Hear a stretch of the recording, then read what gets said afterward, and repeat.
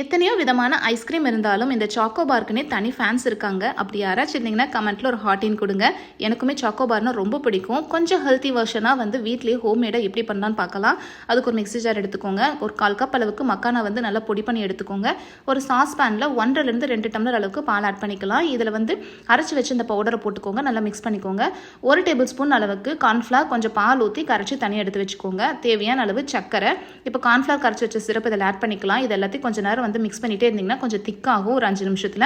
இப்போ இதுக்கு ஃப்ளேவருக்கு லைட்டாக வெனிலா எசன்ஸ் ஒரு 1/2 டீஸ்பூன் ஆட் பண்ணியிருக்கேன். இது எல்லாத்தையும் மிக்ஸ் பண்ணி கொஞ்சம் நேரம் ஆற விட்டு இந்த மாதிரி மோல்டில் ஃபில் பண்ணிக்க வேண்டியதான். இது கிட்டத்தட்ட பார்க்குறதுக்கு சாக்கோபார் மோல்டு மாதிரி இருக்கும். இது அமேசானில் தான் நான் வாங்கினேங்க.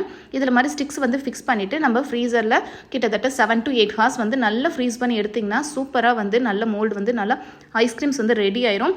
இது அவ்வளோதான். சாக்லேட் சிரப் இருக்கு இல்லைங்க, நம்ம வீட்லேயே ஹோம்மேடாக சாக்லேட் சிரப் ரெடி பண்ணி அதில் அப்படியே டிப் பண்ணி எடுத்திங்கன்னா சூப்பரான சாக்கோபார் ரெடி. உங்களுக்கு வேணும்னா நட்ஸ்லாம் கட் பண்ணி போட்டிங்கன்னா மேலே நட்ஸ் கிரன்ச்சியாக சாப்பிட்றதுக்கு சூப்பராக இருக்கும். இந்த சாக்கோபார் கிட்டத்தட்ட நம்ம கடையில் வாங்கி சாப்பிட்ற மாதிரி இருக்கும். உள்ள நல்லா ஒயிட் கலர் க்ரீமியாக, மேலே சாக்லேட் கிரன்ச்சியாக சாப்பிட்றதுக்கு கண்டிப்பாக வீட்டில் ட்ரை பண்ணி பாருங்கள். எல்லாத்துக்குமே ரொம்ப பிடிக்கும். இதில் கொஞ்சம் மக்கானால ஆட் பண்ணங்காட்டி கொஞ்சம் ஒரு ஹெல்த்தி வெர்ஷனாக இருக்குது.